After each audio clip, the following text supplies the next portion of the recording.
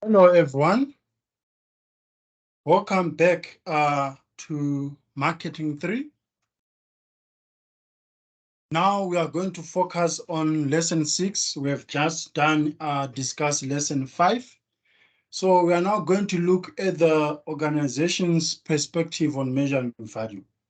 So we spoke about value in lesson 5. We spoke about the needs and wants. Why did we talk about needs and wants?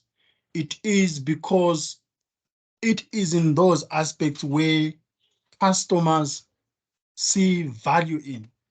So be it in basic needs, such as water or food, or in wants, such as things that we need at a certain time, but we can still survive without. So we looked at needs and wants. We also looked at the types of market value. We looked at universal value, which covers the basic needs. And we looked at personal values, which can be further grouped into group-specific personal values and individual-specific personal values.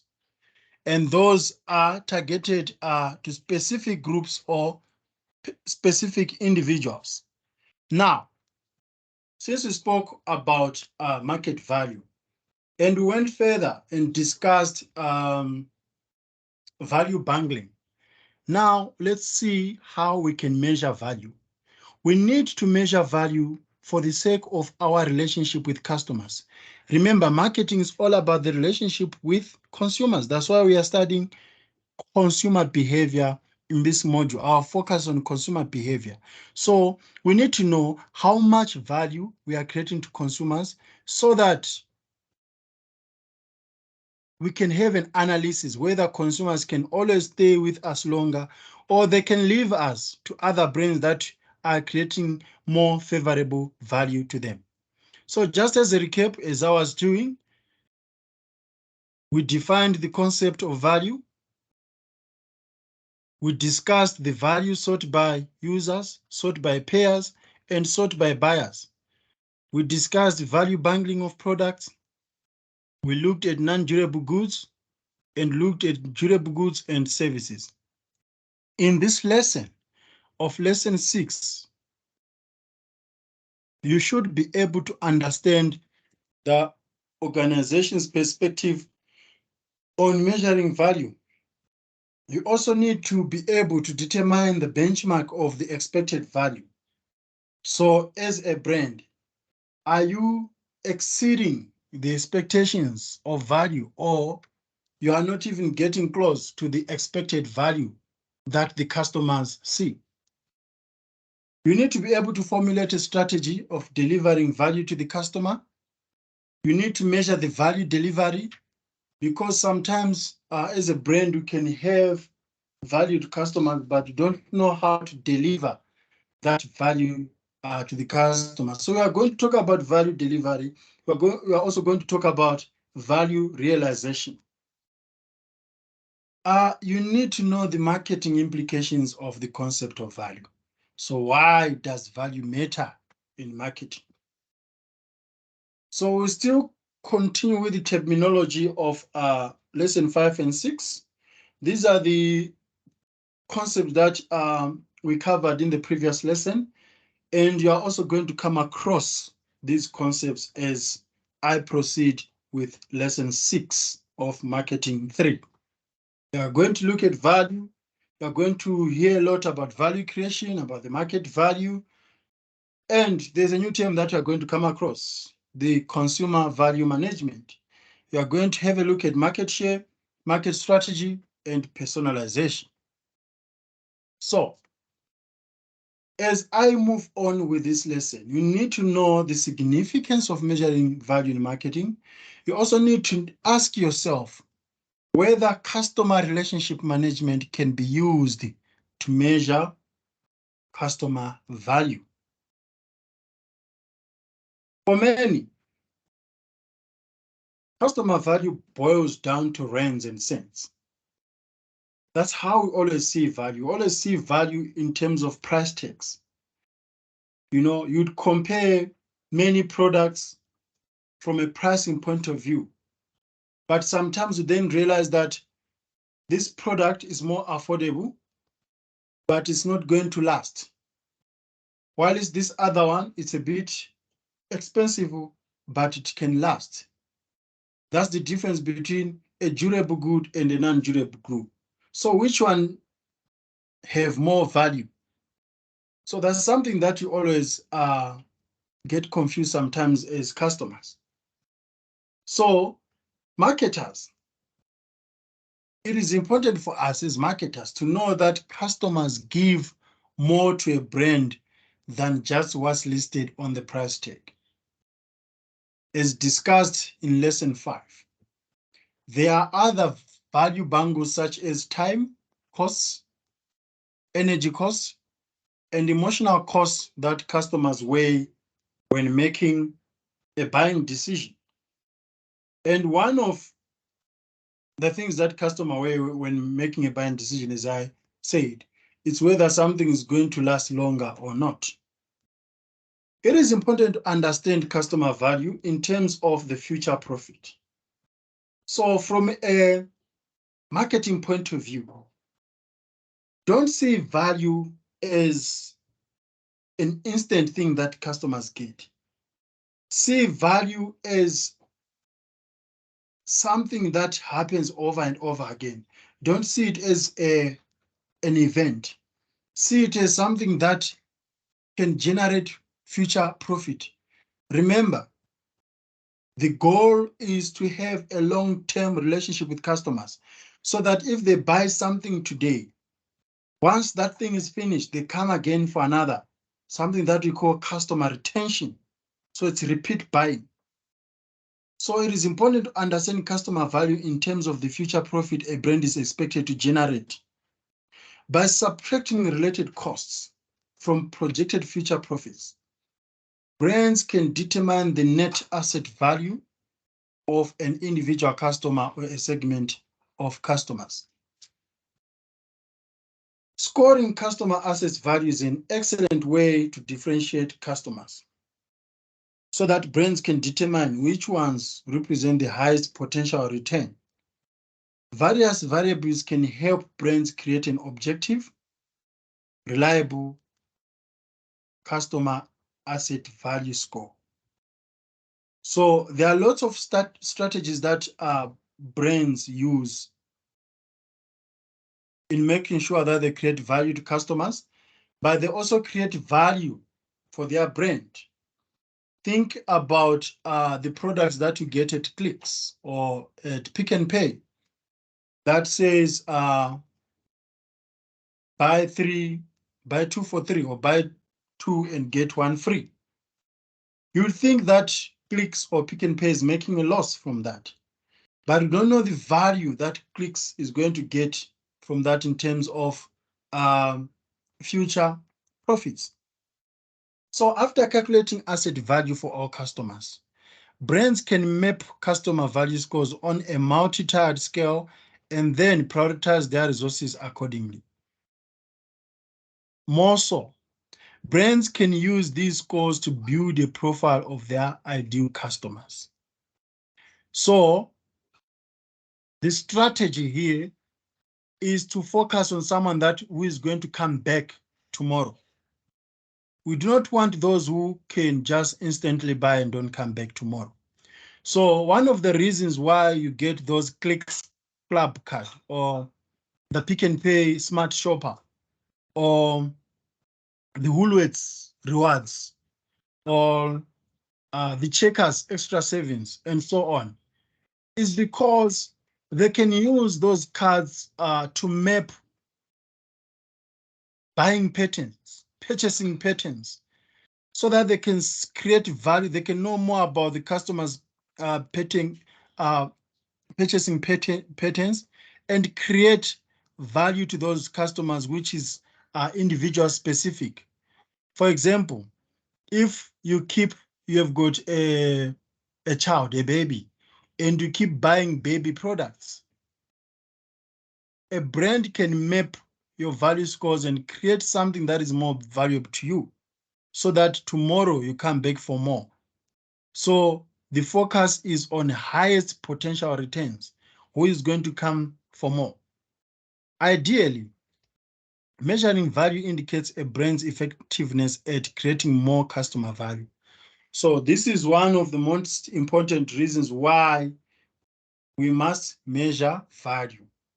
Measuring value indicates a brand's effectiveness at creating more customer value.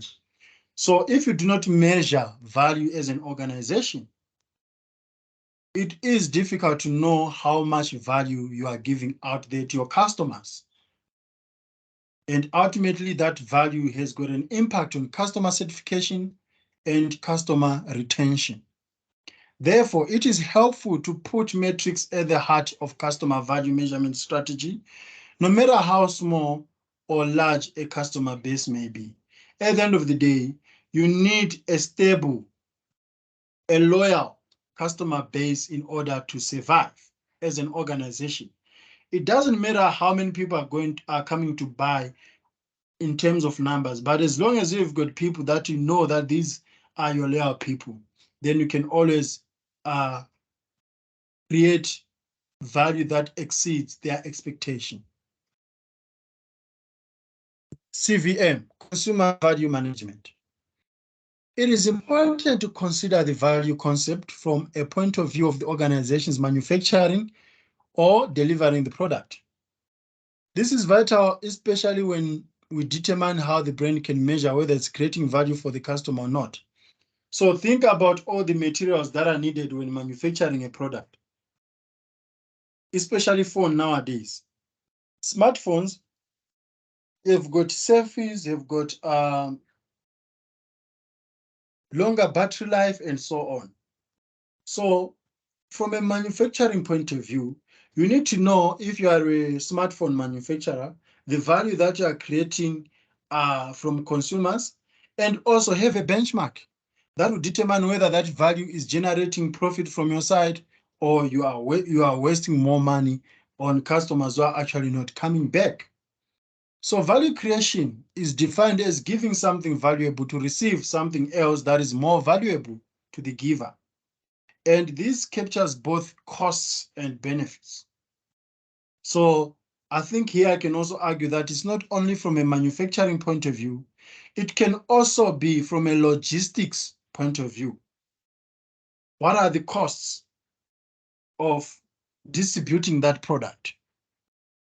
So CVM is a measure of the company's customers' view of the perceived value for money delivered relative to that of their competitors, customers, and it consists of 3 distinct collaborative stages. So the first stage will be how you discover that value. And it's always 2 ways. So it's how you as a customer discover value and how the brand also discovers value. So it is when both the customer and the brand need a reason to initiate a meaningful conversation. Customers need a directional sense of potential market value. So these are the first questions that you ask yourself. Is this going to generate value to me? Is this going to make sense to me? Will it perform the duty that I want it to perform? So it's called value discovery. So realize that at these stages, the customer journey can end anyway. There are some customers who end at value discovery. Once they realize that the value that they've discovered is not going to be of use to them, they stop here and go to another brand where they'll start another value discovery mission. But once you are satisfied with value discovery, once there've been some sort of conversation between the brand and the customer, we then move to value delivery. Interaction has been set. Now the brand has to deliver. So this collaboration consists of first determining the solution benefits that are relevant to the customer and then quantifying them according to the customer's input. So what happens here? A relationship has been established between a brand and a consumer during the value discovery stage. Now, the brand has to deliver on that value that a customer discovered. Also, at this stage, customers can either stop or proceed to another stage. So once you realize that the value delivery does not meet your expectations, you can always end there and go back to another competitor and start at the value discovery phase. But once you are satisfied, you can then move to value realization. So this is following a successful implementation. Value realization measure actual value achieved relative to the original baseline return on investment model. So remember, at first, before you were on the value discovery stage, you had what we call perceived value. So this is the value that you perceived before you even had an experience of a product.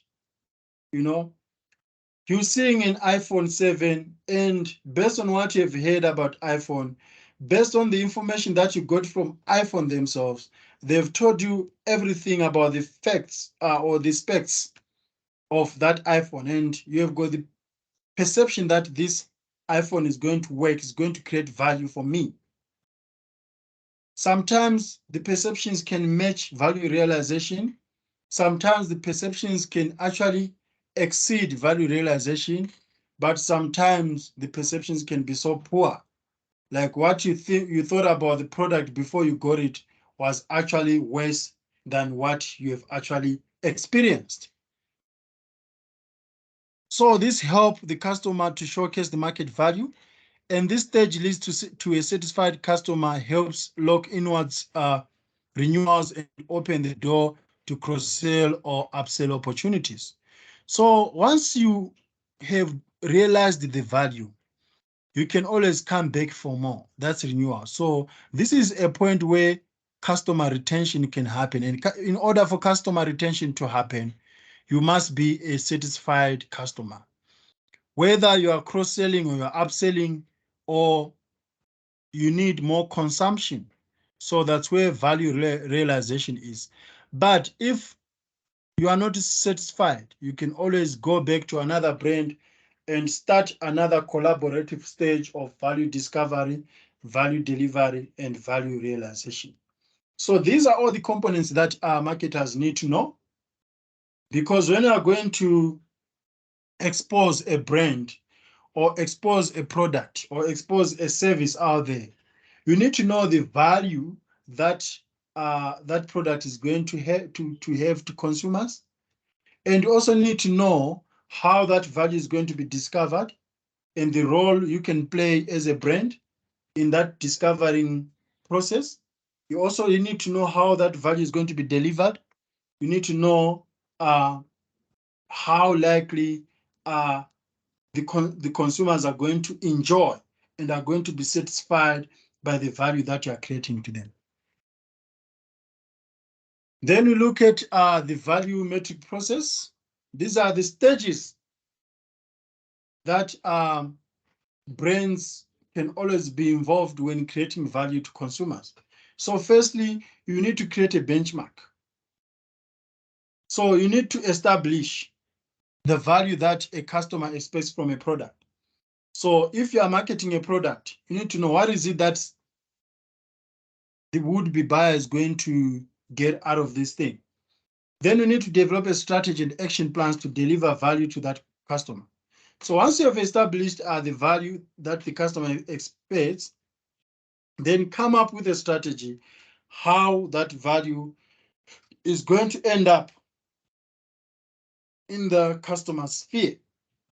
Then you need to assess whether the customer's expectations were met or not, or even exceeded. Once you have measured that, then we can investigate the devisation and adapting strategy accordingly. So this is not a once-off event.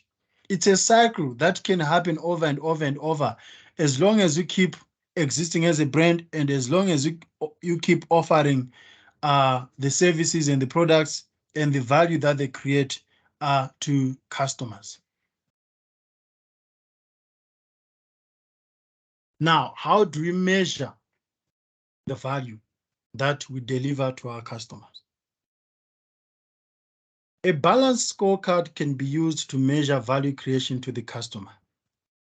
This can be done when the organization lines up its core customer value outcomes measures, which includes customer certification, customer loyalty, customer retention, customer acquisition, and customer profitability. I'm going to show you more of these in terms of a diagram in the next slide, because you realize that this is a cycle. It's a wheel that must continue to rotate, that must continue to turn as long as a brand exists. We need, firstly, to acquire customers. We need to bring customers on board. And when we bring those customers on board, we need to make sure that they are satisfied. And if those customers are satisfied, they will be loyal. And if they are loyal, they'll come back for more, which is retention. Then once those four sections above keep going, then we've got customer profitability. We are profiting from the customer base that we have. So the market share of the organization is a basic measurement tool that reflects the amount of the market that the organization has in a certain marketplace. Think about the market share that BlackBerry and Nokia lost. The acquisition rate of an organization refers to the rate at which the organization obtains new customers. The customer retention rate measures how many of the existing customers the organization retains. So if someone come and buys at Clicks, is he going to come back again? How many are coming back again? The customer certification rate measures the certification levels of a customer regarding the organization's range of products. Then lastly, the consumer profitability measurement is important to the organization because it measures activities aimed at increasing the value of the customer actual work.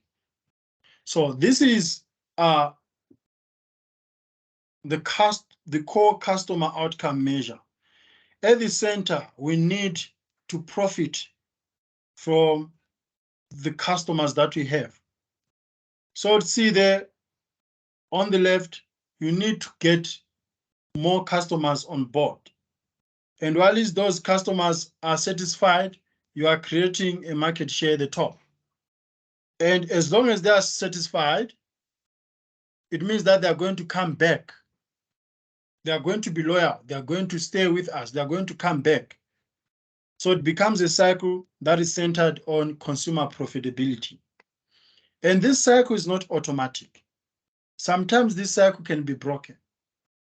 You realize that there's something that is happening in the environment, or something that the organization itself is no longer doing, or is not adapting to its environment, or there are some changes in communities. This cycle ends up being broken. Then you realize that you end up go elsewhere to get value. You know, people used to have Nokias, people used to have BlackBerry.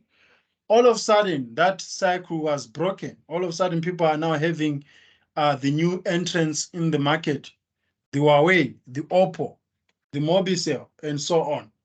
So marketers must not be comfortable thinking that this cycle cannot be broken. It can break at any time. And there are some many factors, internal factors, external factors that can contribute to this breakage, to this breakdown. And these factors can also be looked from a consumer point of view and also from a customer point of view. Now, let's look at the relationship between value and marketing. We spoke about value in lesson 5, and we spoke about measuring value here in the lesson 6. Now, why is it relevant to marketing? What is the relationship between value and marketing?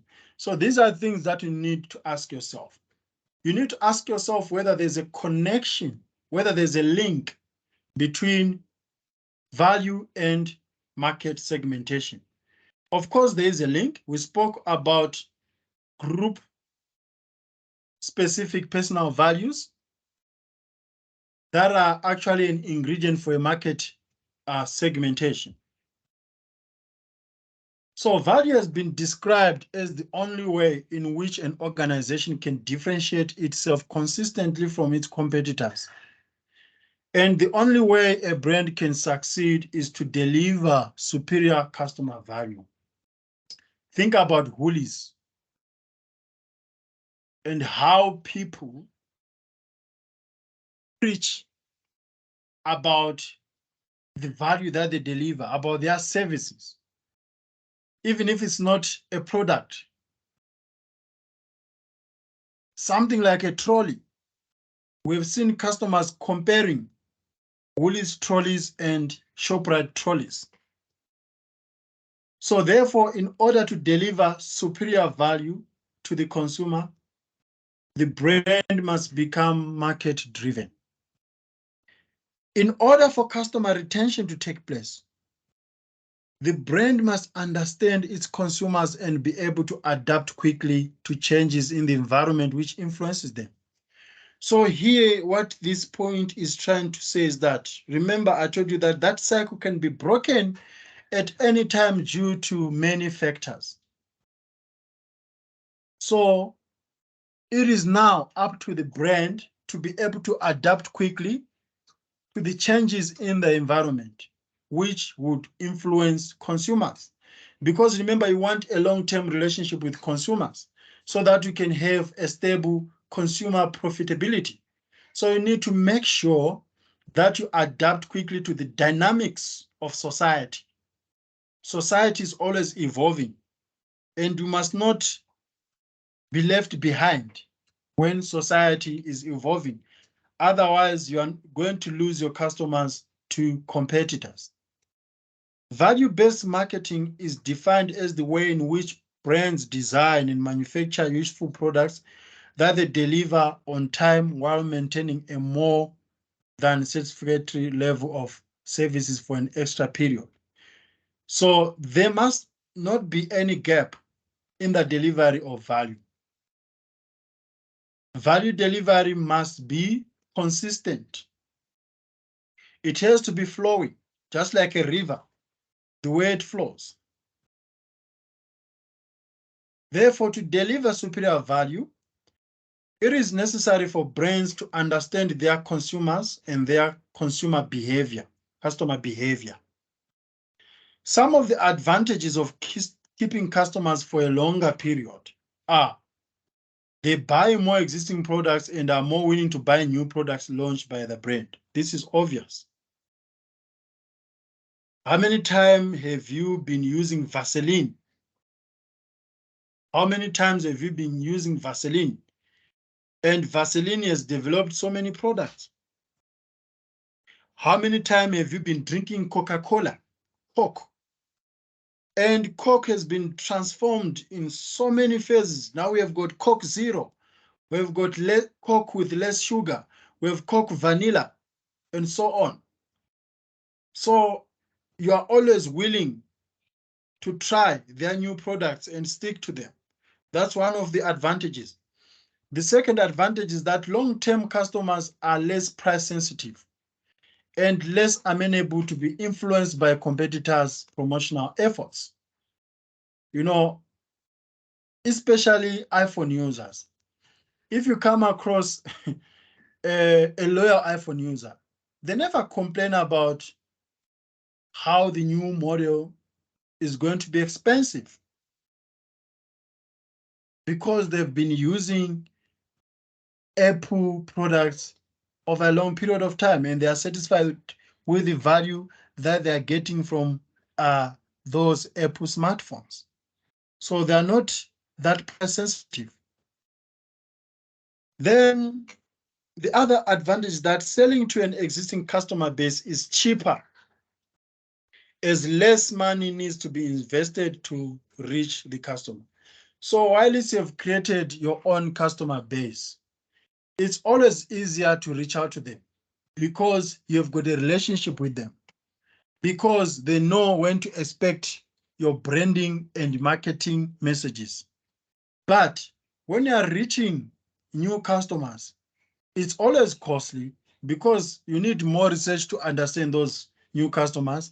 And it is also not guaranteed whether those customers are going to join your existing customer base or not.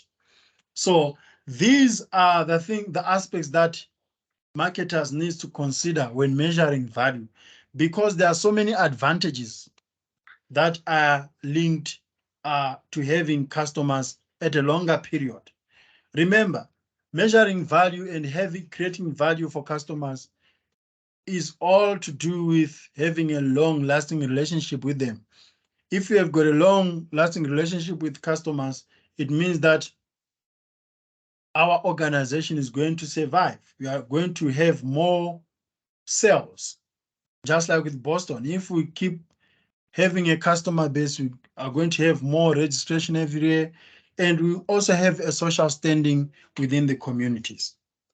Any questions and comments about lesson 6, please feel free to place your comments or questions on the core campus discussion forum.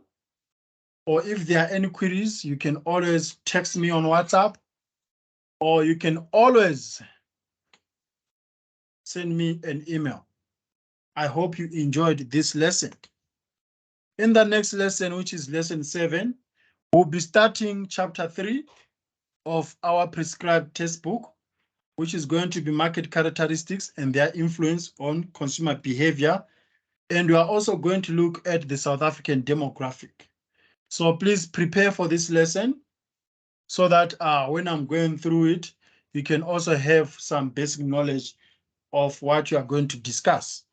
I hope you enjoyed the lesson. Thank you.